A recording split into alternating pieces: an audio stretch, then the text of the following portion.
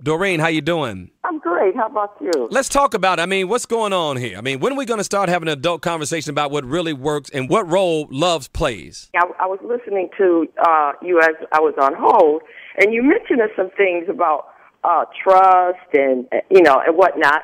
And I thought to myself, well, that is what love is. Wait. Hold on. I got to say something. Why are they different words then? If you look at, well, wait a minute. No, when you look up the word love, when you look up the word love in the dictionary, it gives you a specific definition. When you look up the word compromise, it gives you a different definition. Okay, so let me go back to explain to you and tell you how that is. All because right. if you look up love in the Bible, it tells you it's patient, it's kind, it's all these things.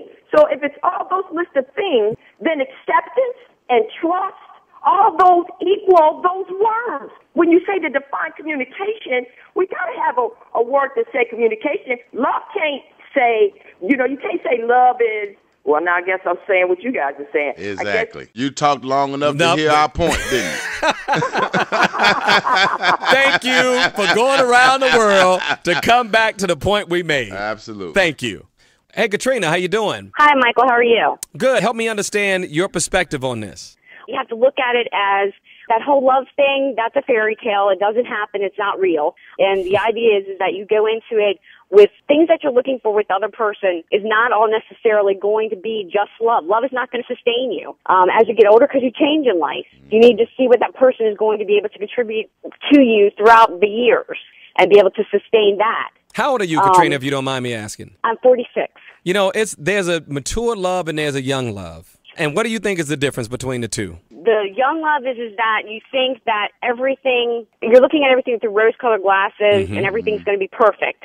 Marriage is not perfect. And what about mature love? And mature love is when you realize that if the grass is green in every yard, that you're going to have the same problems with the next person. That's right. You're just going to have to work through them. And then with maturity, you come that, my husband and I know, why go and have to deal with all these problems with someone else again? That's right. Let's just work on it together.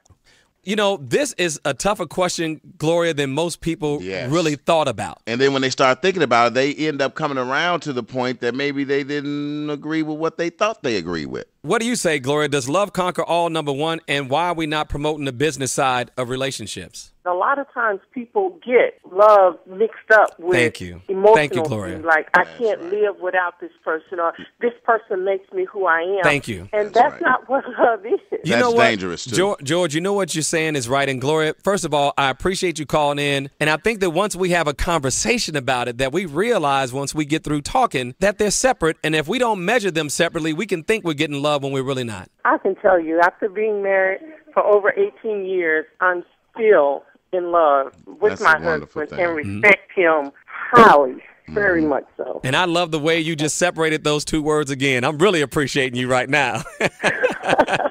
Hey, DB, how you doing? I'm doing fine. How are you, Mike? Man, I got to tell you, this is a history-making topic for me and George. Yes, it is. I was riding in my car, and I said, there's no way in the world. If I can get through, I'm going to get through with this one. What do you say, man? Hey, look, man, I've been married 32 years. This boy is, messing up the money at the beginning of the marriage.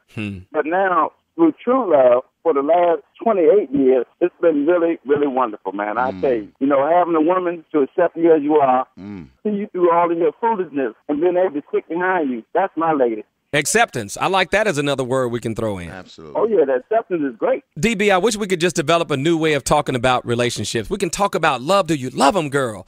And do you love a man? But after we say that with that passion, say, do you communicate with a man? Right, man, do you respect a man? Do you respect a man? Do you trust a man? And so when you're sitting there hearing all about all the love, I just want to hear about all those other important things with the same amount of passion so we can measure it and see whether or not we got it before we make that kind of commitment. Man, I just can't say no more. With her sticking with me, with the compassion, with the love. My wife and I make sure that we talk every day, every evening before we go to sleep. Communication. Communication is key to, and she doesn't allow me to just go to sleep. She wants me to take time with her to talk to her. So with communication, dude. All I'm saying, DB, we're all making the same point. We're just asking people to separate the words so we can measure it. That's all we're asking people to do, separate it so it can be measured, because everybody said this love includes all of that. Oh, no, break it down. And if you trust, and a lot of reason why people don't want to break it down, George, because you may find out you don't have one of those. And then all of a sudden you got to reevaluate the person you love.